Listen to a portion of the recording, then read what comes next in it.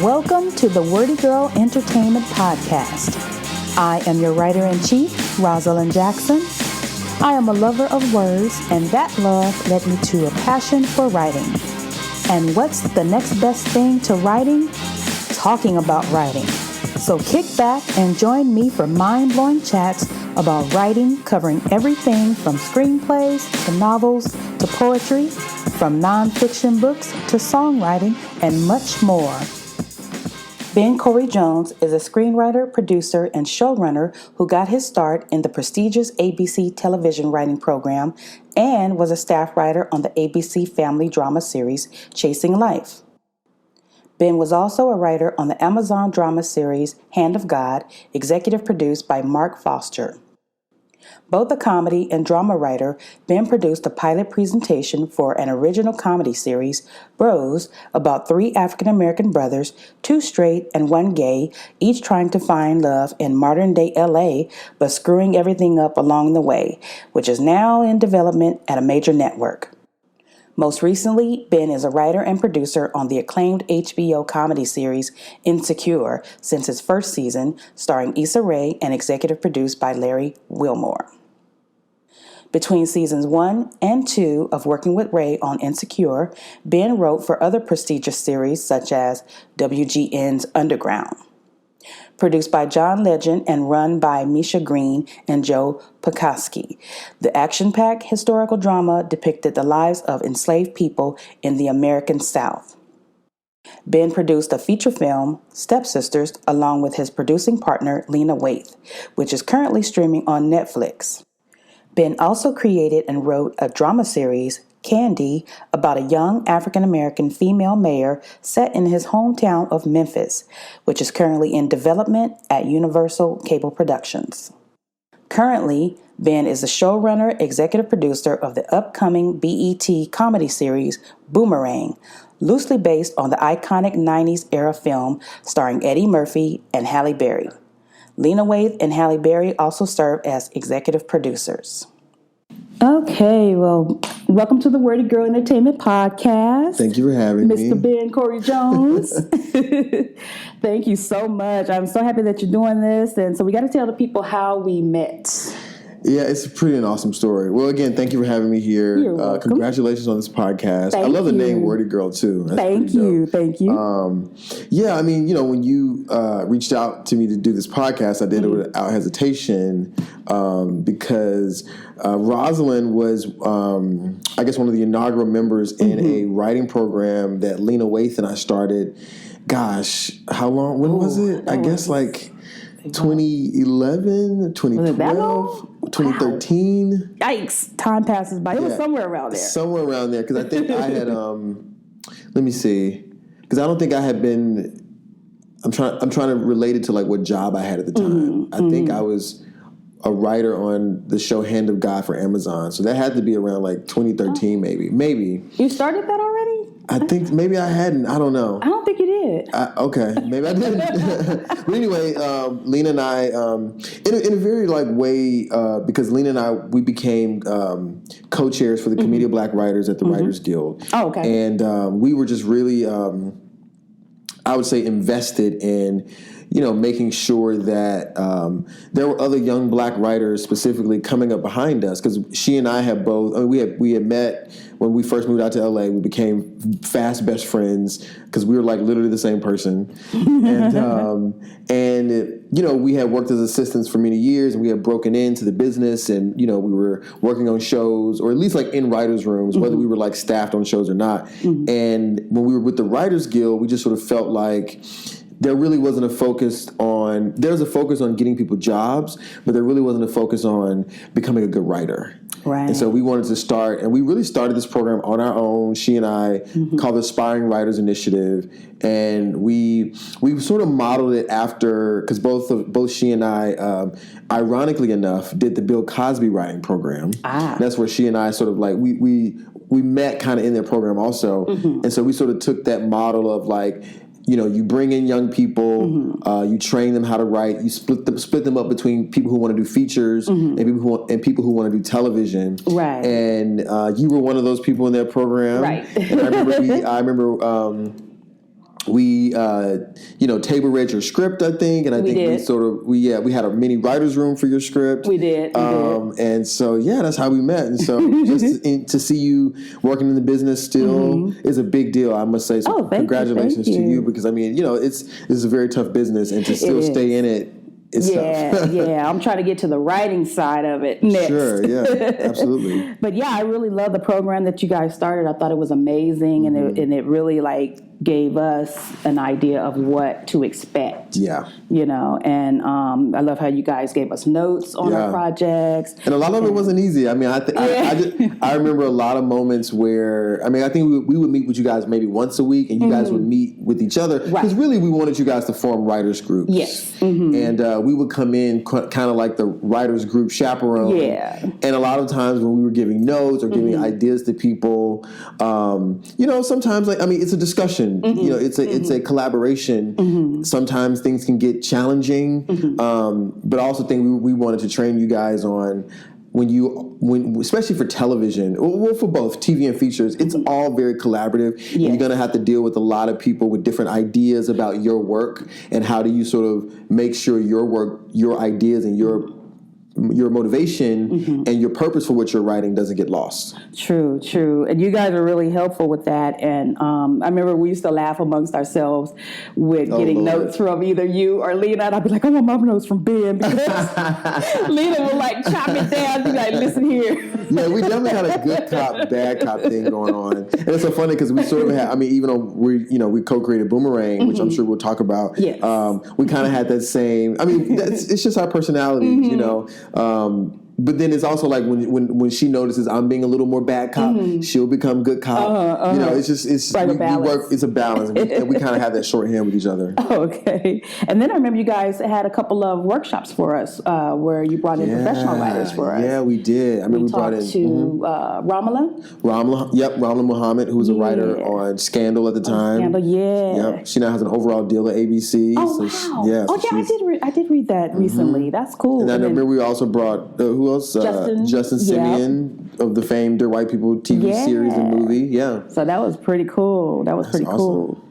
And so tell me about your experience with the ABC TV writing program. Sure. That's actually a really great place, I guess, to start my journey, because, before I moved out I've been in LA for about, 11 years or so now. And before I moved out here, I worked in Wall Street in New York City. Oh, okay. I did investment banking for 1 year, and then I did communications after that. And while I was in New York City and I realized that I wanted to become a writer, a part of what I did, because I'm a nerd, like a lot of us writers. Right. And so I'm like, well, let me do my due diligence. Let me do my research. And I researched a lot of these writing programs. And I just sort of set my sights specifically on getting to the ABC writing program. And so the program that actually moved me to Los Angeles is a program that was also at ABC, which they no longer have, called the Production Associates Program. Oh, okay. And that program was really cool, because here I am coming from corporate America. And, they selected 10 people out of thousands that applied, But I think because I was making such a big shift, and I really expressed to them my passion for TV, even though I knew nothing about working in TV, I got into the program. And that program was really cool because basically we were floater assistants at ABC Studios. So I could go in any day at work and be an assistant on a casting executive's desk, or a production executive's desk, or a creative executive's desk. And so I tell people that was sort of my grad school, and it was only a 1-year program. Okay. But however, you talk about the ABC writing program, that's a whole other story. I remember Karen Horn, who I think she does talent development over at NBC, but I think she was running the Writers on the Verge program at the time. Okay. She told me, she said on a panel that it's easier to get into Harvard Business School than it is to get into some of these writing programs in Los Angeles. Wow. That's deep. It's deep, right? And when she said that, I was like, whoa. And so my famous story about the ABC writing program is that it took me 4 years in a row applying until I finally got in. Wow. And I think when people read my bio, they're like, oh, he did the ABC writing program.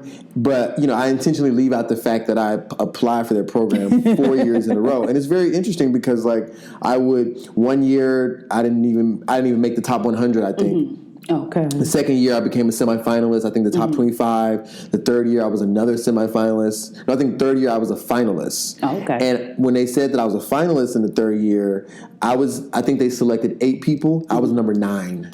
Wow. And they called and told me that if somebody drops out or if somebody can't make it, you're a shoo-in. I'm like, well, who gonna drop out? Exactly. Anybody gonna drop out? You know what I mean? They have to die. And like, or I have to kill them, which I'm not gonna do. And so that was, I distinctly remember that year being extremely devastating because I was like, I was just this close, and I was also a office PA on the TV show Castle. Oh. So I was like, I'm working on an ABC show. I have relationships with writers on this show. I know executives at ABC. Like, I'm literally the perfect candidate to get into this program, and I didn't get in. And I think that just goes to show, like, if you really want it. So 4th time was a charm for me, and I got into their program. Oh, wow. Yeah. Now, what was the application process like? Yeah, I mean, I think it's still pretty much the same, but for us, it was, I identified very early on as a drama writer. Okay. I'm basically a TV writer because of the TV show The Practice. Okay. Because I remember being in high school and The Practice would come on, and it was the first time in my life where I realized that there has to be writers behind the scenes writing this stuff because that show specifically was so dense. I mean, like, somebody's writing these opening statements that the lawyers are doing and these closing arguments, and that's when I started to look at the little names that scroll across the screen that say supervising producer, co-producer, co-executive producer. Those are just fancy names for writer.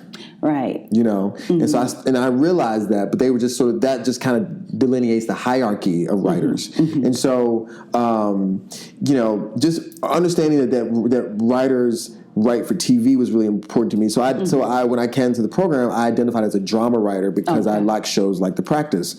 And so you have to write a spec and an original pilot. My spec that got me in to the program was because I think I can remember all the specs that I wrote all 4 years. I wrote a spec for The Good Wife. Okay. I wrote a spec for Shameless. I wrote a spec for I think I wrote another Good Wife spec. The script that got me in was a Homeland spec. Because I thought, like, I felt like I think everyone sort of has the idea, like, let me write a spec that's similar to an ABC show. But I was like, well, maybe they want to read. Maybe the readers want to read something completely left field. Right. And so I wrote a Homeland spec where there is a home invasion in the first 3 pages. Wow. And a young girl, a little girl, and her dad are killed. Oh, wow. Was that the one that got you in? That's the one that got me in. And so and then I had an original pilot. I had an original pilot called Ink. Okay. Because I was a publicist on Wall Street, so I did communications, and so I wrote about basically if The Practice were a public relations firm. Oh, okay. And I called it Ink because when I worked in communications, our job was to get our clients ink. Okay. Like, get you in Vanity Fair or get you in Vogue magazine or get you in the New York Times, and we would rate our level of success was rated upon how much ink we could get our clients. And so I wrote that INK. I wrote that script called Ink. But that's sort of a point that I want to make is, when you're applying for these writing programs, you literally have to understand that they are reading hundreds of scripts. Right. And your first 3 pages needs to be something so bananas. Like, you literally need to have, like, the White House blowing up or something. Like, you literally, because they're going to... But because by page 5, if they're not entertained, one, they're reading a spec, which is already a little boring, right? Because it's not an original thing, so they're already like, okay, here we go. And so if you're writing a spec script, which I think these programs still require that, you have to write a spec script where it's a murder-suicide on page 1. Oh, wow. It's an abduction on page 2, or if it's a comedy, it is. The central problem needs to be stated in the first page. Like, if the problem is, it's a husband and wife and they're going back home to to the in-laws' house for Christmas, the mother needs to show up flat drunk in the first page because now we know where we're going to get our comedy from. You know what I mean? Yeah. It has to be. You got to put it out there very early, especially, and also because this is a competition.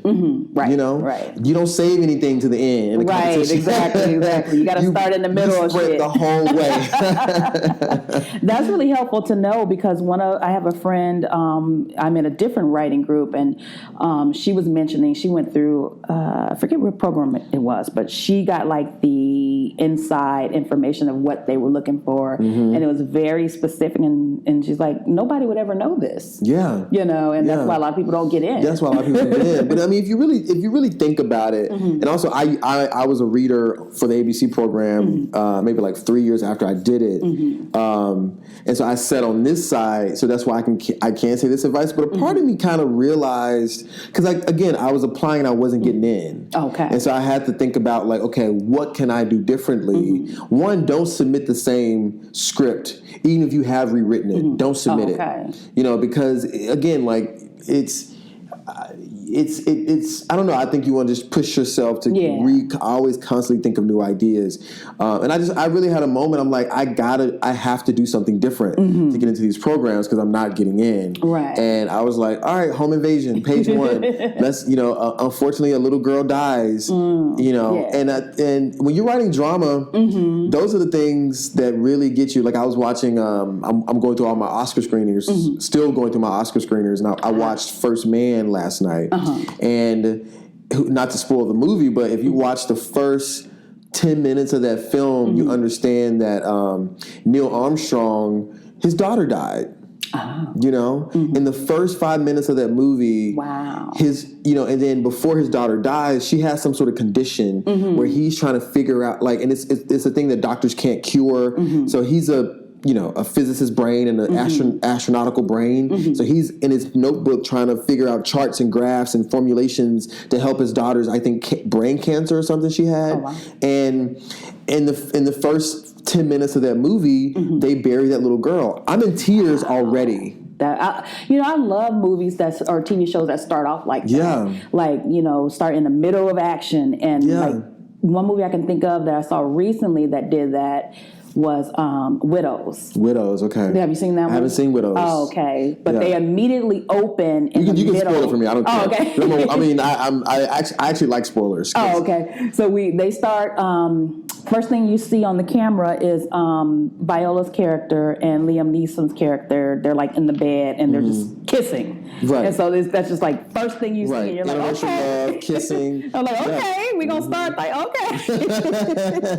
So it's like I like, movies and TV shows that start like that because they immediately give you attention. And even it's funny. I fell asleep on First Man because I like put my screens on as I'm going to bed. And however, I'm immediately invested in this character's journey now because I know every decision that he makes moving forward is predicated on his daughter's death. If he's exemplifying extreme courageousness, I know why. If he's exhibiting extreme hesitation, I know why.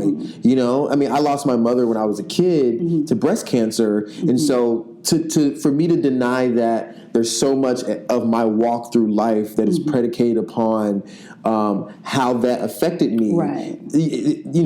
I'm clear about that. You know what I mean? And I think for any character's journey, there's a really good book called A Character's Journey that I think maybe your listeners want to check out. I think I have that book. Yeah, I think it's a really great book. So when I watch that film, I'm really so invested in that. So anyway, your spec and your pilot, I think you want to do the same thing when you apply for these programs because these people are reading a lot of scripts, and you really, really want to make them. And I think this goes with anything. You really, really want to make your reader fall in love with your characters. Yes. And falling in love, and how you fall in love with the character is to understand their pain, understand their joy, just understand them, understand a centrifugal moment in their life that changes everything. Right. You know, because that's the why. Why am I reading the script right now? Because this thing happened to this character, which has now changed the course of their life. Yeah. Neil Armstrong's daughter dying at 3 years old changed him forever. Yeah. You know? That's an important, like, marker for that character.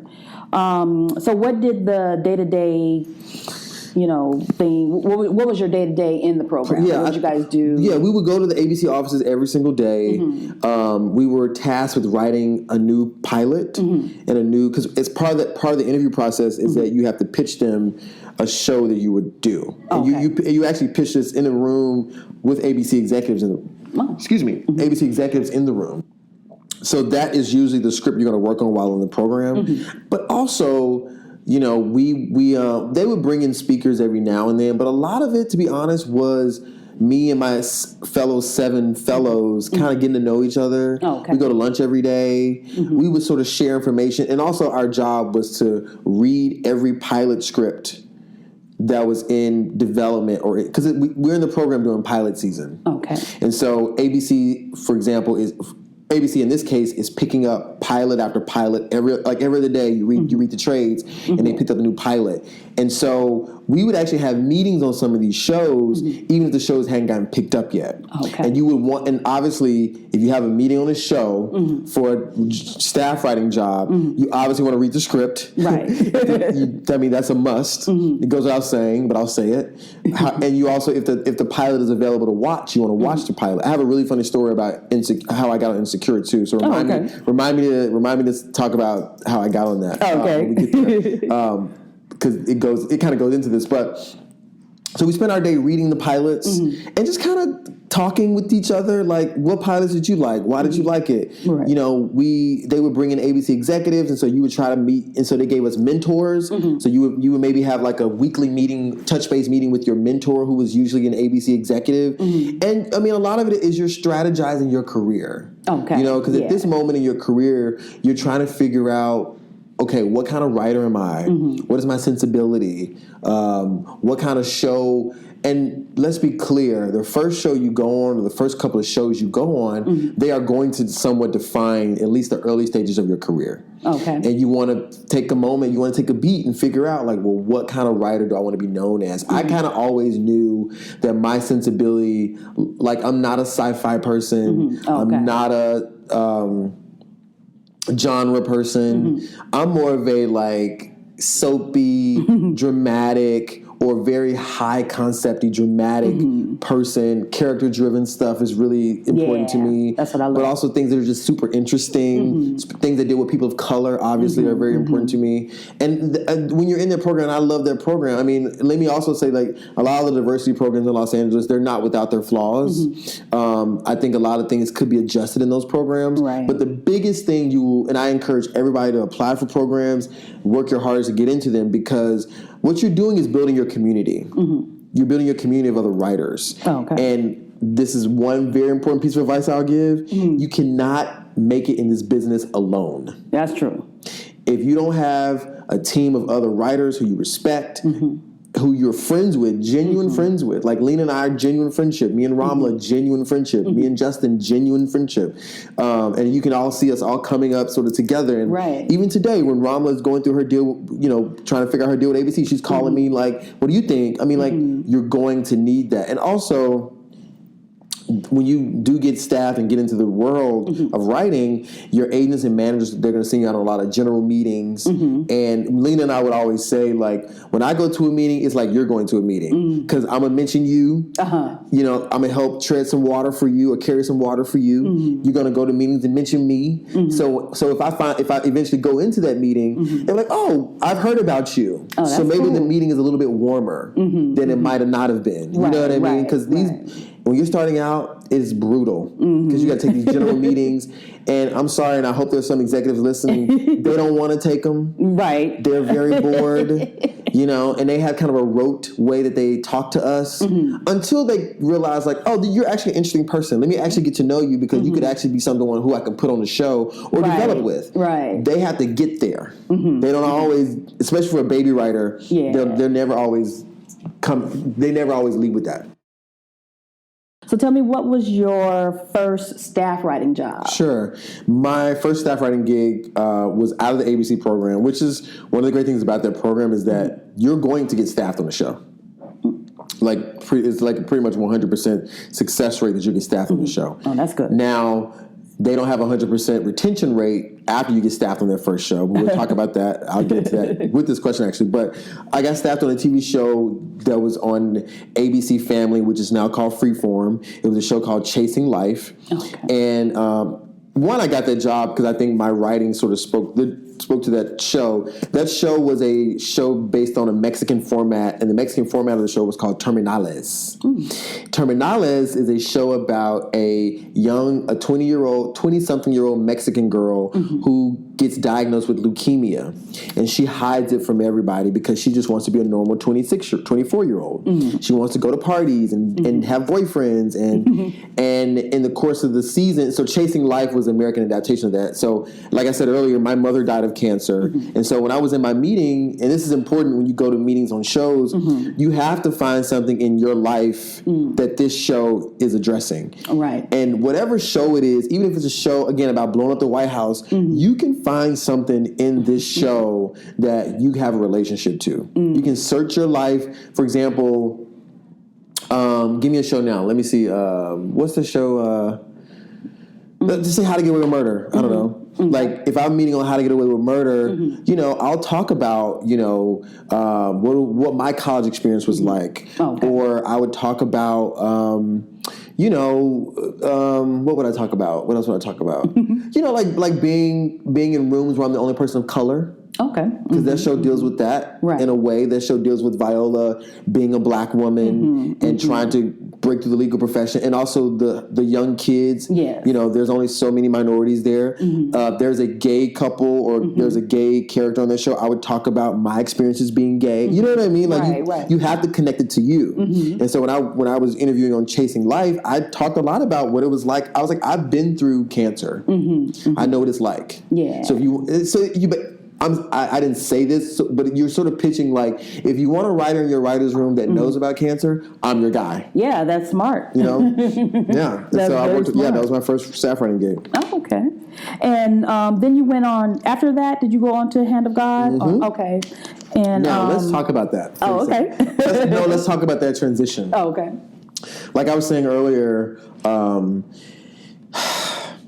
Unfortunately, a lot of writing programs, they're not necessarily set up to help you keep working. Okay. And I think if you look at the number of writers after having guiding staff from a writer's program that are still working, I think that number is something like 30 to 40%. Oh, wow. If even that high. I knew that going in because, for example, funny enough, Ramala did the ABC writing program the year before I did. Okay. And that's when she got staffed on Scandal.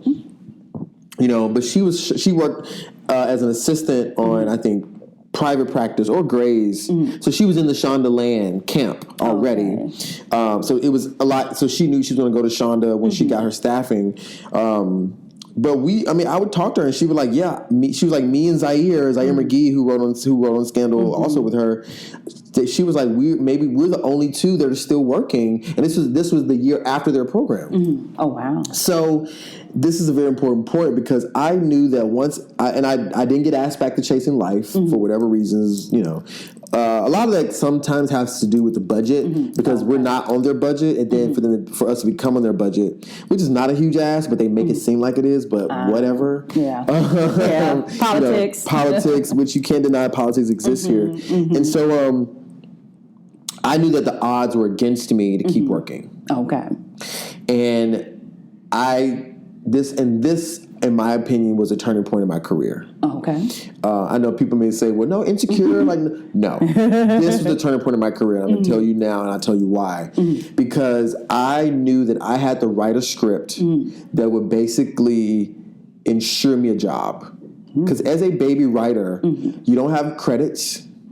All you have is what's on the page. Oh, wow. And you have to, what's on the page has to be if there's a word that's more above X, it has to be superior. It has to be gut punching, like I was sort of saying. So I've always wanted to tackle. I'm from Memphis. Grew up in the church. I've always wanted to tackle the church. In a drama TV series. So I wrote a TV show called Bishop. And Bishop is about a megachurch pastor in Houston who sexually molests 14-year-old girls in his congregation. Wow. Now, I was actually molested by someone in the church when I was younger. Oh, wow. And so I had that experience to draw on. So in the first 3 pages of my pilot, the fictional pastor in my show is molesting a 14-year-old girl as he's praying over her. I want to see that show. So you know what I'm saying? Right. And I knew that I had to. So what's so funny about it is that I have executives to this day who read Bishop when they were an assistant and tell me that that's one of the best scripts they've ever read. Wow. Like they're executives now, but they were assistants then. And I knew that. I knew I had to write something. And so it goes without saying that I would get a job on Hand of God. So Hand of God was, and mind you, this was when Amazon wasn't. I mean, Amazon's popping now. They weren't popping back then. Yeah, I remember it was, they were just starting. For them. It was brand new. We were one of their first series. So I was on Amazon when they were first starting out, which I think is a really cool thing. Yeah. That I really, proud of. But Hand of God dealt with I forgot the main character's name. The actor from Sons of Anarchy. Why am I blanking? Anyway, I can't think the of lead character. His son, again, in the pilot of Hand of God, his son is murdered. And he is now having either hallucinations or God-driven dreams. He's having some sort of psychological, spiritual thing where he believes his son is speaking to him to try to, so he can find his son's killer. Oh, wow. And he believes that his son is giving him clues like this bottle of water would tip over and the puddle would lead us to this person's office because that's the killer. You know what I mean? Yeah. And it was also, and so the character was named Purnell, and then Purnell joined the church, which is kind of a evangelical church, which is kind of the church that I grew up in. And so my writing sample specifically matched that show. Wow. And I remember one of the writers on the show, who was Ben Watkinson, who's our showrunner and creator, a really good friend of mine still. Ben Watkins' assistant was reading scripts at the time, and then his name is Danny, and then Danny got staffed with me. We were both staff writers, and Danny read my script, and he was like, I put your script at the top of the pile. And I was like, Ben Watkins has to read this. Wow. And honestly, that's still one of my favorite scripts that I've wrote. Oh, cool. That sounds really interesting. It's one of those scripts where, and people have told me this, after the first 3 pages, either you can't read it anymore or you have to read it. And I think that's what you want to be shooting for when you write something. You want to write something, especially when you're starting out. But I mean, hell, whenever you're at whatever level, you want to read something that really elicits an emotional response. Exactly. You really, and this is another important point, you really got to dig within yourself, and you got to bury, like Lena would always say, you got to bury your soul on the page. Yeah. You got to bury it. That's you got, I mean, but that's what's the beauty of being a writer is that we have a tool to deal with our trauma. We can write about it. That's true. Everybody don't have that. Right. So because we have this tool at our disposal to write about our trauma, which in my opinion then releases it, which then starts our healing, we have the best tool in the world. Yeah. And then we can make it entertaining. It doesn't and I'm not saying you have to specifically write about every single thing that happened. As I said, I was molested, but I created a show about a megachurch pastor in Houston. I'm not from Houston. I'm not a 14-year-old girl. Right. But the emotionality of that experience, I know that specifically. Right. You can put your own experience in it. And I can take creative license to what that could feel like for a 14-year-old girl. Right. Yeah, I love shows that give me like a strong emotional reaction because I feel like if you're not doing that, then like, why am I watching? Why am I here? You know? Why am I watching? Like, one of the shows that when you mentioned where you either, you're going to keep reading or you're going to put it down, one of the shows that had that effect on me is Handmaid's Tale. Oh, yes. I was so angry reading or watching that show. Yes. Like I stopped watching it. I got to pick it back up because I know I need to finish it, but I was like, I'm not in the headspace right now. Oh, my God, absolutely. So I was like, I want to write like that. Yeah. And it's a very, that's writing from a very honest, vulnerable, and also unlocking a part of your imagination that you haven't used before or that you've been dying to use, you know. And I follow those writers and sort of read about what I mean, one is from a novel, so I forget, Margaret Atwood. Yes. Margaret Atwood, her writing, ugh, get out of here. She's crazy. Yeah, I noticed like in one of her tweets or something recently, she said something, and I can't remember exactly what it was, but the way she said it, I was like, ooh, she's kind of creepy. Yeah, she's, you know, but I mean, look, we all have dark and light in us, and she's not afraid to access her darkness but put that darkness in a character. To me, that's very constructive. Yes, you know. Yes. So, what about Insecure was next, or was Insecure was next. It was next. Okay. So how did that all come about? Insecure. I know you and Issa are friends. Yeah, Issa and I we're friends, and we had been friends. You know, I was helping her and Denise Davis, her producing partner, because they were launching Color Creative at the time. Excuse me, and they were like mentoring writers, and and so Lena and I, Lena, and a lot of our friends, we started this thing called the Table Read series. Okay. Where it was basically a way we have a lot of actor friends, have a lot of writer friends, and we were like, why don't we all come together? Y'all read our scripts. Because here, as a writer, you need to hear your script out loud. And also, when you're coming up in the business, I know it can often feel like I'm just writing. And so a way to break that monotony, in my opinion, is to, you know, get your friends together in your living room, print out 10 scripts, give them some wine and cheese, and have them read your script out, assign parts to the characters, you know, assign a good person to read the stage directions, you know, and so you can hear your work out loud. You can hear, and then, so we would do that we did that for Bishop, we did that for Lena's scripts, we did that for Justin's scripts, for my friend. That's how we did Stepsisters. Okay. For Chuck Hayward, who wrote that script. We table read that script for like 2 years. Wow. You know? And so we started this table read series where we would literally just get a chance to hear our scripts out loud. And so Issa had heard about that, and I think she had come to a few, just kind of sit and observe. And also, after we would read the script, we have a discussion about the material. Yeah. And that's what's so beautiful about it, is because we were all invested in helping this one writer make their script the best it can be. Right. And the actors get a chance, because actors are acting in class or on auditions.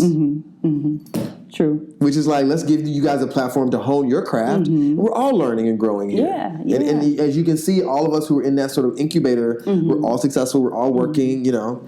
And so Issa Rae wanted Lena and I to put together some table reads for a lot of the scripts that she was looking to develop for her company. So so that's where we start. I mean, we had a friendship socially, but then we set a professional relationship that way. Okay. However, I got staffed on Insecure. I had, while I was on Hand of God, I sold a show to HBO called Bros, which I also did a pilot presentation for, which is basically I just shot 4 scenes from it, put it up online, and it went viral. I got a great reaction from it. Basically, the show is my life. It's basically about 3 African-American brothers, 2 straight and 1 gay, as they're all trying to figure out love. And the straight brothers, they actually love the fact that their brother is gay. Yeah, I remember seeing that. Yeah, they go to the gay club with them. They're like, who's the dude you dated? Right. I love how they were so supportive. Yeah, so I mean, that's how my brothers are, you know. So I wanted to write a show about that, because it's you know, we're a black family, we're black men. That's unique. Unfortunately, but fortunately, you know. Yeah, because in our community, it's like, you know, in the black community, it's hard for people to be accepted. We're still kind of going through that, you know, homophobic type of thing. But just really in general, crazy. Like, you know, I think black people, we're really starting to show our diversity in a lot of aspects, sexuality, you know, religious beliefs, you know, in a way that I think we're on the uptick of that, in my opinion. Yeah. With the millennials, I think the millennials are carrying it. Yeah, absolutely. And so I sold Bros to HBO while I was on Hand of God. Okay. And actually, Bros was in contention at HBO at the same time Insecure was. Okay. And so HBO did not go through with Bros. They did pick up Insecure, but Issa was in development with Insecure for about 3 years, though. Oh, wow. It was a long time. It was like maybe 2.5 years. And I remember we'd have dinner and we just sort of chat, and she was like, I'm still waiting, you know. But again, I have to give huge kudos to my good friend Issa. She is, in my opinion, the epitome of class and grace and wit and charm and professionalism. She's all that, and that's why I love her to this day because she's really awesome. And so they picked up Insecure. Issa sent me a text. Okay. That's important because it never happens that way. Normally it's agents and managers and lawyers. Issa sent me a text like, "Hey Ben, you want to write on my show?" I'm like, "Of course." You're like, "Yes, please." Yes, please. And it's so funny because remember I talked about like making sure you read the script for the show you have a meeting on. I had no meeting on Insecure. Oh. And so I think she texted me on like a Thursday and she was like, "All right, we start on Monday. Here's the address." I'm like, wait. Like, are you sure? But you know what? If I'm being very honest, that's how the white people do it. Oh. You know, they get a show, they hire their friends. I mean, obviously they're talented friends. Right. And I'm just so happy that Issa was in a position to hire her talented friends. She hired me. She hired Amy Aniobi, who had done Awkward Black Girl with her. Amy and I was one of my closest friends to this day.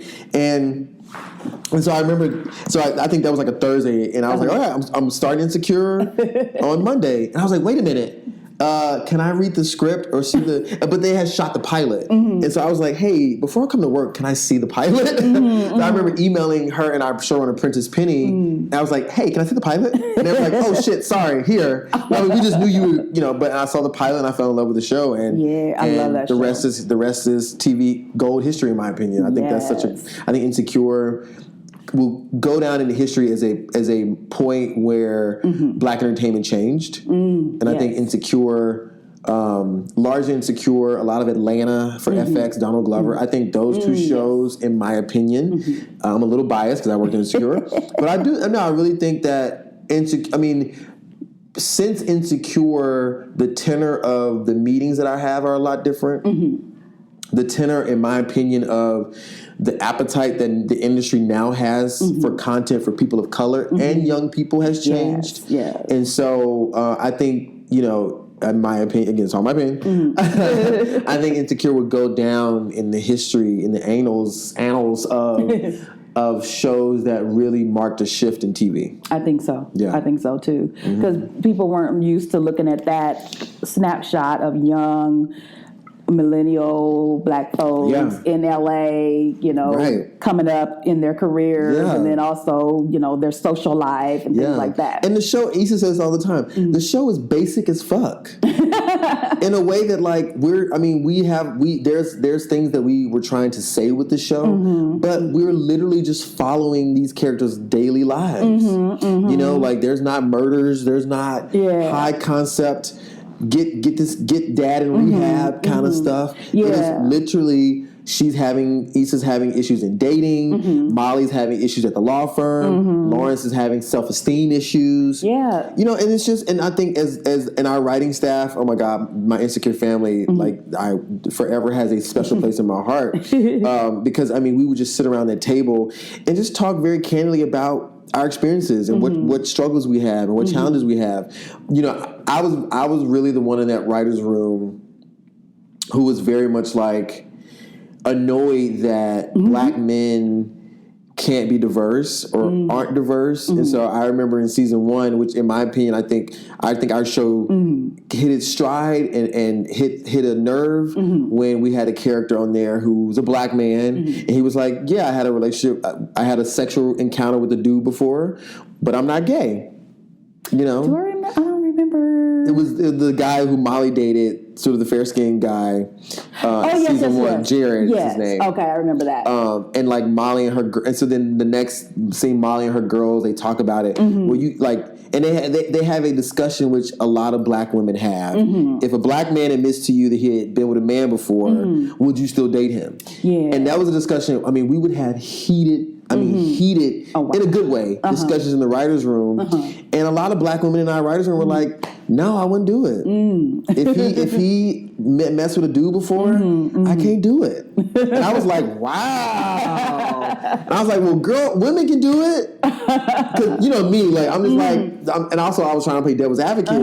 And that's what we realized with Insecure when we would hit our sweet spot would be the moment, because we had such an eclectic group of writers and a great, Issa cast an all-star team of writers, in my opinion. Oh, wow.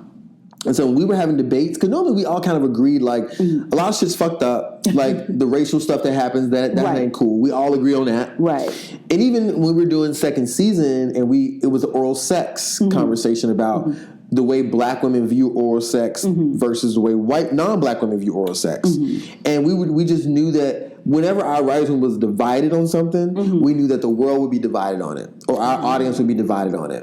You know, I remember going home for Christmas one year, and I went to a Christmas party at one of my high school friends' house, and there was a lot of young black people in the house, and they realized that I wrote for Insecure, and it became a battle of the sexes. Like, Issa's wrong for doing this. Why she do my man like that? Oh yeah, I remember that. Well, he was on the couch for a year, and he deserved this. I mean, like, you would have thought that they were talking about real people, right? And that's the beauty of it. Yeah, like, people were mad about is it Lawrence? Yeah. They were like talking to Issa like it was actually her. I was like, calm down, Issa character. What's so funny is that, and Issa says that, like, one of the biggest mistakes she made was naming the character Issa. Yes. So people be on Twitter like, Issa, you a bitch, you a this, you that. She was like, guys, that's the character, it's not me. I think if she could go back, she would call the character Tina or something. Just call it something different. But that's good. She got that emotional response. She sure did. That's what she wanted. Absolutely. Yeah. Now, how does working on that show differ from working on Underground? Which, like I said, I'm still in mourning. I'm pissed that is no longer on the air. Because, oh my God. Let me tell you about my experience with Underground. I love the hell out of that show because it stressed me the hell out. Like, I would be watching the show and be like, oh my God, I can't. And I would just be tense, and I'd be looking at it, I'd be pissed off, and like, but I just had to keep watching it because it was so it was just impactful. Yeah. And I loved, what was her character? Her nickname was the Black Rose. Black Rose, yeah. I loved her character because she was so kick-ass. She was kick-ass. I love that about her. Yeah. Well, oh gosh, Underground. So after first season of Insecure, I did second season of Underground. In between going back to Insecure second season, I did Underground. Okay. For a very specific reason, because I was in, just as you were talking about, I was in love with the show first season. And I know, again, I'm a drama writer at my core, but I can also write comedy. But also I think comedy is kind of a lot more dramatic than it used to be. And I wrote on that show, and at the time, if I could name like a writing apex that I had, I wrote 2 episodes on second season of Underground. And it's so funny because I have all the cover page of all the scripts I've wrote on my wall in my home, just to remind myself from how far I've come, and also to remind myself, like, you a bad writer. Whenever I feel down or whatever, you did that. And it's so funny because I wrote 2 episodes, and one episode called White Face, and one episode is called White Christmas. And it just hit me the other day. I'm like, both of these episode titles have white in it. It's interesting. But yeah, I mean, Underground, if I could say a writing apex, that was it at that time. I mean, I've had more since then, but as far as like me being able to spread my wings in the drama format, and just me being able to, I mean, slavery is the most misunderstood thing in our world, in our community. If the president specifically, or people who have that kind of stature, if they just knew a modicum about slavery, this world would be a lot different. Exactly. If most people just knew the atrocity that slavery was, and I thought I knew. I went to HBCU, I went to Morehouse.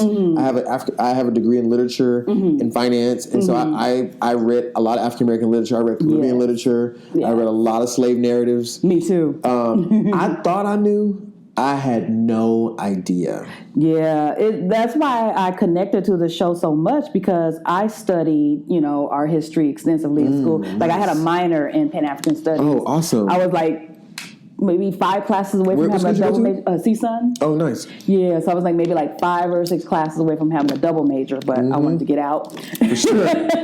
So, but yeah, just learning all of that and just like the details of what we went through. Most people just know, we picked cotton, we were whipped, and we were in chains. That's just That doesn't scratch the surface. In season 2, we depicted the Gullah Geechee plantations. Most people didn't know that there were rice plantations, which is you have to harvest rice and tobacco. You have to harvest rice in water. Yeah. So slaves were building irrigation systems. Yes. And it's insane. And it's funny you mentioned the Black Rose. That experience on Underground was so important to me and life changing. I got a tattoo of a Black Rose on my arm. Wow. And I got it, and I told my tattoo artist, "Give me a Black Rose," because Journey Smollett Bell, who portrayed that character, is one of our national treasures. Yes. When it comes to artists, that whole cast is brilliant. I'll give you a little hint that I am currently developing a show that's again set during slavery from a different POV than what Underground is, but like you, like I'm committed to making sure that there is more knowledge about slavery out there. And we need it, and a lot of our people tend to turn away from it because it's so painful. We don't want to look like, we don't want to see another slave movie, but it's like, if it's done right, people will, tune in. Because it has to give you something different. Yeah, absolutely. So I think that's amazing. Thank you. And let's see, how you looking on time? I'm good. I'm good. Okay. And I may have another 10 minutes or so. Okay. Let's see. I mean, I get to talking, and this is my, I love writing so much, I can talk about this all day. Right, me too. You also produce Stepsisters with Lena. What's it like working with Lena? You guys have worked together for a long time. I mean, that's one of my best friends, and so it's really great when you can work with your friends and make money with your friends and make great art. Stepsisters is really important and a really fun. It was just fun. I mean, we got to cast our friends in this movie. We got to make a movie for Netflix. It was we shot it down in Atlanta. Wow. I'm Greek. I'm a Kappa, and so to talk about that and to it was just super fun. I love that experience, and we're trying to turn that into a series for Netflix also. Oh, okay, that'd be real good. Yeah. Okay. So what's your approach to deciding what kind of films or TV shows, like if you're going to partner with Lena on something, like how do you guys approach that? Yeah, I mean, it's kind of on a per project basis, which I think would kind of lead us into Boomerang. And I'll share a story about how that came to be, which premieres next Tuesday. Check it out.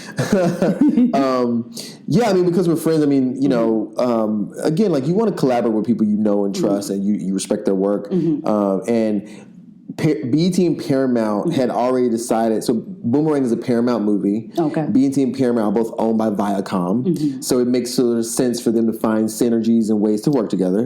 Boomerang is a beloved movie in the Black community. So BET, it literally was like, I think BET was kind of going through a notebook of like all the Paramount movies. And they were like, oh, Boomerang, let's make this a TV show. But so they picked the series up, straight to series for 10 episodes, but they had no idea what the show would be. And they were taking meetings with different writers and different producers, and Lena called the head of BT because that's what Lena can do. And she was like, "I'll do it." Yeah, she got the clout. She got an Emmy. So Emmy come on. So Lena called the head of BT and was like, "All right, I'll do it." And she assembled a great team. She got me as showrunner. Don Davis is our director. She also had a conversation with Halle Berry. Halle Berry came on board to produce. And our Boomerang follows. So if Eddie Murphy and Halle Berry, at the end of the movie, Eddie Murphy and Halle Berry, they walk off into the sunset being serenaded by Babyface. Right. We assume that they're going to go off and get married and have kids. If they had a kid in 1992 when the film came out, that kid would be 26 years old today. Okay. So our show follows their kid and Robin Givens' son as these young people and their friends are all living in Atlanta and working in advertising like their parents. Oh, wow. I was wondering what would be the take on it, how it would be like the original and how it would be different from the original. It's like the original in the sense that they're working advertising. The show's not about advertising, but they work in advertising. But the biggest thing I've always said about Boomerang is that our goal was not to recreate a classic because you can't. Right. And you shouldn't dare. However, I know the way Boomerang made me feel when I watched it. And I watched it as a kid and I watched it years later. It made me feel black. Yes. As hell. And proud. Because it was an all-black movie. If you notice, it's an all-black movie. Even all the extras are black. Yes. Everybody's black. And it's so funny because they have this advertising agency and they never explain, how does a black-owned advertising agency in this big old building? And it made a lot of white people mad at the time. Eddie Murphy does interviews. He has a great interview with Arsenio Hall where he talks about that. And So Boomerang made me feel black and sexy and cosmopolitan and professional. Yes. And it's just unique and artistic. Yes. And so we wanted our show, and you'll watch the show and you'll see vestiges of the movie in the show. Like there's actually certain like scenes that we mirror, but with our characters. But for the most part, and largely the most part, we hope you will feel the same way Boomerang made you feel. Okay. You know? Okay, yeah, because I've seen online where people were like, pretty much in protest. How are they gonna they always with do that. younger people and stuff? So I was wondering, I was like, well, what is it taking? So now that you say that, it's like their child. And people are protesting stepsisters. Like they're it's like they're gonna protest everything. And then they're gonna watch it like, oh, this is actually pretty good. Right. Like we know, thank you. Yeah, but I mean, a lot like Lena and I, we work together on select projects. But I mean, she has her own entity and I have my own entity. So I mean, yeah. Okay. And so speaking of Boomerang, like I know you guys have Halle Berry executive producing also. Was that just like a natural thing to have her be on the project, or was she interested in it first? She was interested in it because, I mean, one, we didn't want to do this if we didn't have the blessing from her specifically. Lena had a pre-existing relationship with Halle. Okay. Like we don't know Eddie Murphy. I don't know Eddie Murphy. I don't think Lena really knows him. Lena had a really good relationship with Halle Berry prior to this because a lot of black female actresses and writers and producers in Hollywood, they've been meeting about the Me Too stuff, Me Too movement, and about the us too, like so Lena and Halle Berry have a relationship, and so when we were trying to develop the show, we wanted Halle to be involved, and also we definitely made it a point to bring Reginald Hudlin in the fold, who wrote and directed the original movie, Boomerang, and who did House Party, the famed Reginald Hudlin. Yeah, he came out. He did more movies. Yeah, I mean he's still working. He's he's in it, and so Reginald Hudlin came by our writers' room, and really we talked him through a lot of stuff. He gave us our blessing. Gave us his blessing. This is his movie and his baby, and him and Eddie created this, and so he loves the idea that it's a new millennial approach to it. The characters work at the Graham Agency, which is the Marcus Graham Agency, or the Angela Graham Agency. So yeah, it's been. I mean, being a showrunner was the. I wouldn't say it was the hardest job. It was the biggest job I've ever had because. As opposed to just being a writer and a producer, I have to be a manager. I have to be a babysitter. I have to be mom. I have to be dad. I have to be creative. I have to be a leader.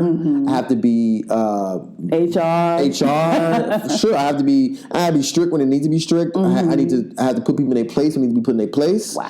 I have to make sure I have to know how to build bridges because at the end of the day, I tell people my job as a showrunner is to provide a safe space for artists to be artists. Oh wow! And that means everybody from my costume designer, my makeup, my hair. These are all artists. Yes. And they look at their jobs are artists. They are. Our costume designer comes in. She's an artist.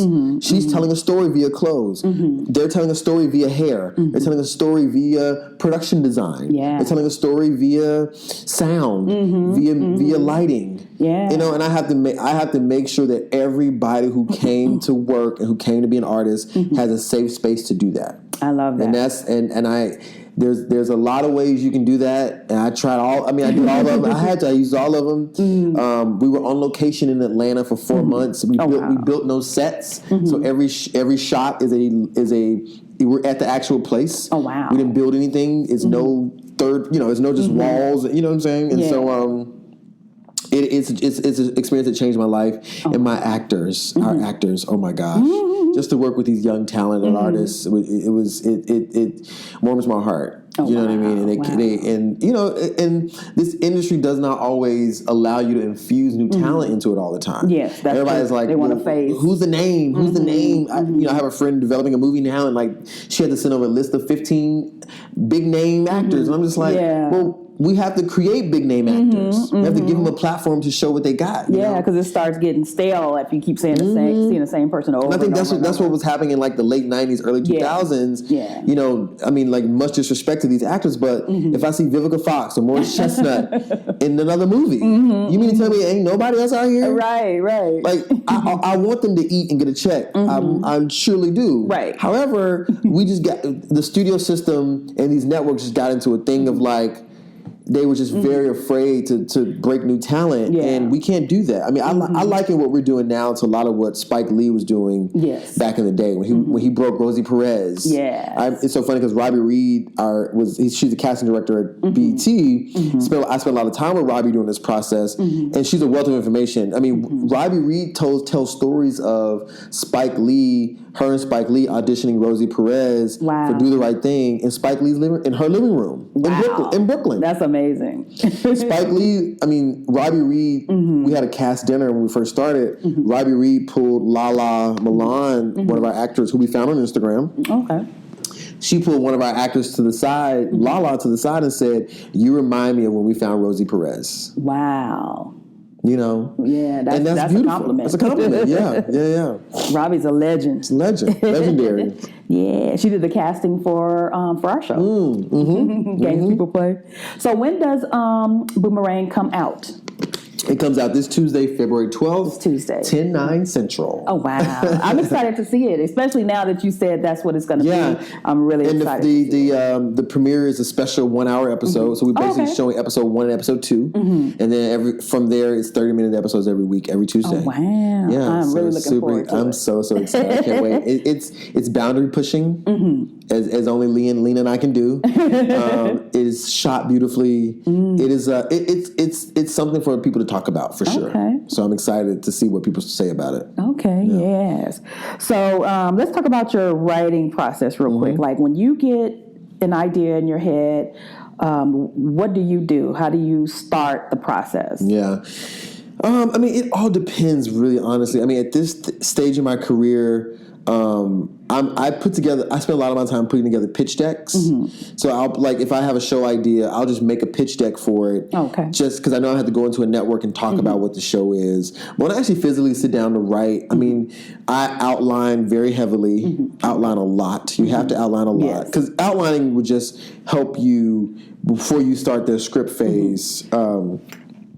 I outline a lot. I mean, I'm on my whiteboard a lot, you know, just kind of getting in there. You know, just kind of you have to figure out where it starts, where it ends, and everything in the middle. Yeah. You know? I don't understand people who write by the seat of their pants. I'm like, no. I mean, if it works for you, that's great. But I'm like, I'd be like all over the place. Yeah, you also have to see, like, when you write things down, you kind of see the holes. So I advise everybody to buy you like a little whiteboard at your house. I have 2 on wheels at my house. And I just, you just kind of, I work it out. You kind of work it out. And then you outline it from there. I'm a very heavy outliner. You may not have to outline so much, but at least like put the beats down. Right. Of what everything is. And, you should pitch it out loud to somebody. And when you pitch it out loud, like you should basically pitch your whole show scene by scene to somebody. And then once you're pitching it, you'll see like, ooh, this scene's kind of weak. It ain't really about nothing. Right. So let me go back and fix that. Because you'd have like, yeah, this scene is about Tom and Jane. She comes over. But the next scene, Tom is going to go, I'm like, no. If I'm going to sit here and watch Tom and Jane, they need to be doing something. Right. You see what I'm saying? Exactly. So it really is just a lot. I mean, I employ everybody to, make a writer's room at your house. Get your friends over. Help them, make them help you figure this out. Like, the biggest message I want to leave you guys with is like, don't do this alone. Right. Right. Don't do this alone. Find a group of people who are doing the same thing you are. Get on Facebook and say, hey, anybody looking for a writer's group? Hey, it's so important because sometimes when you're writing something, you're so close to it, you can't see the flaws in it. You're thinking you're getting your point across, but it's not coming across. So your writing partners will tell you, well, I don't get that, and then you have to come up with a way to make them understand what you're trying to say. Right. And so they help you with that. Yeah. And the last piece of advice I'll leave you guys with is, you have to find your why. Yes. And what that means is this business is very tough, especially for Black people. Yes. In the sense that